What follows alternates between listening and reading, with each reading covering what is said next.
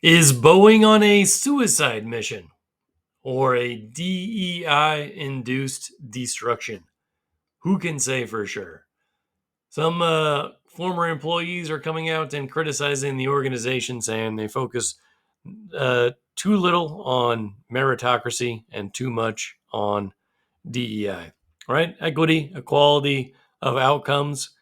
That is socialism, or essentially you equalize to the bottom. That's the objective of socialism: equalizing everyone to the bottom in failure. So Josh Barnett had one of those bosses who seemed to spend most of his waking hours scheming to inflict humiliation upon him. He mocked him in weekly meetings whenever he dared to contribute a thought, assigned a fellow manager to spy on him, and spread rumors that he did not play nicely with others, and disciplined him for things like using email to communicate and pushing for flaws he found on planes to be fixed. Huh. That's an interesting one. Pushing for flaws on planes. That's what they're supposed to do. You're supposed to fix the planes. John is very knowledgeable, almost to a fault, as it gets in the way at times when issues arise. The boss wrote in one of his withering performance reviews, downgrading Barnett's rating from a 40 all the way to a 15 in an assessment that cast the 26-year quality manager, who was known as Swampy for his easy Louisiana drawl, as an anal retentive prick. Well, that's just not very nice. The truth, by contrast, was self evident to anyone who spent 5 minutes in his presence. John Barnett, who raced cars in his spare time and seemed high on life, according to one former colleague, was a great fun boss that loved Boeing and was willing to share his knowledge with everyone, as one of his former quality technicians would later recall. But Swampy was mired in an institution that was in a perpetual state of unlearning all the lessons it had absorbed over a 90-year ascent to the pinnacle of global manufacturing. Like most neoliberal institutions, Boeing had come under the spell of a seductive new theory of knowledge that essentially reduced the whole concept to a combination of intellectual property, trade secrets, and data, discarding thought and understanding and complex reasoning possessed by skilled and experienced workforce as essentially not worth the increased healthcare costs. CEO Jim McNerney, who joined Boeing in 2005, had last helmed 3M, where management, as he saw it, had overvalued experience and undervalued leadership before he purged the veterans into early retirement. But yeah, Boeing being in a perpetual state of unlearning, that's not good. There's a form we all had to sign that says you take responsibility for anything that goes wrong, and it states pretty clearly that if something happens to a plane because of something you did wrong, you can face a major fine or jail time for that, the manager recalled. The Everett managers took that seriously. Charleston leadership did not. Okay. So, and then this article here says alleged insider says Boeing's woes are symptom of failure of our elites and DEI ripping our society apart. An alleged insider argued modern business management pays tribute to DEI gods or the ESG gods instead of actually leading.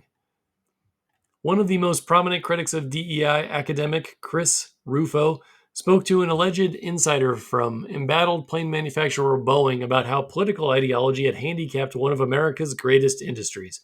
Boeing is arguably America's most famous manufacturer of airplanes, missiles, and satellites, but also has made numerous headlines amid a conversation about entire industries being handicapped by commitments to diversity, equity, and inclusion, and environmental, social governance policies. ESG might be going away now as well, but they will try to rebrand it. You can almost guarantee that ESG will be rebranded. It also has not been profitable. So even large companies like BlackRock are considering getting rid of all of it. In January, Alaska Airlines canceled all flights on Boeing 737 9 MAX aircraft through January 13th after a mid-air blowout left a gaping hole in the plane and forced an emergency landing in Portland, Oregon, as startled passengers clutched oxygen masks. They could have used that lady. Who was the lady that yelled that person's not real on the plane? Maybe she would have been there, helping out. Boeing's alleged insider told City Journal that far from an anomaly, Boeing is just a symptom of a much bigger problem, the failure of our elites. The purpose of the company is now broad stakeholder value, including DEI and ESG. Remember, stakeholder is when you really don't consider profits to be all that important. And if you don't consider profits and pleasing customers important, then you tend to lose efficiency. You just push politics, you push um, environmentalism, and so on and so forth. This was then embraced as a means to power, which further separated the workforce from the company, and it is ripping our society apart. ESG can roughly be summarized as adhering to various liberal causes in exchange for investment or loans of credit. It's not really liberal, it's more like socialist. DEI, standing for diversity, equity, inclusion, can be roughly defined as adhering to liberal identity politics and practice in either the workplace or in an institution like academia. Both of these have been blamed for various entertainment franchises, corporations, or government institutions underperforming. Because you don't have to hire people anymore that actually know how to work, right? You don't have to hire the knowledgeable people anymore. You hire the people that have the right political identity. The DEI narrative is a very real thing, and at Boeing, DEI got tied to the status game. It is the thing you embrace if you want to get ahead. It became a means to power. The insider suggested that while DEI seems like a small thing, it fundamentally changes a company. The source added that such ideology is fundamentally anti excellence because it is ill defined, but it became part of the culture and was tied to compensation. The person also noted that this led to the politicization of HR, which he says is a real problem in all companies. I've had bosses and teachers who despised HR and thought that, they were the one part of a company that doesn't do any actual work. This has allegedly caused yet another rift between leadership and staff. If you look at the bumper stickers of the factories in Renton or Everett, it's a lot of conservative people who like building things, and conservative people do not like politics at work.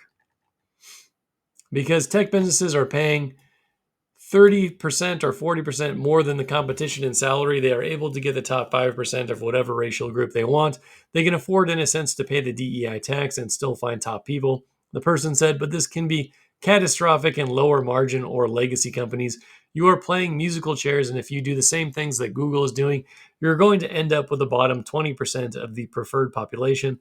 Another aspect why DEI capture of a company like Boeing is such visible example is every problem, like, say, a bolt that falls off, gets amplified. It's a weird sentence, but I guess it's him talking.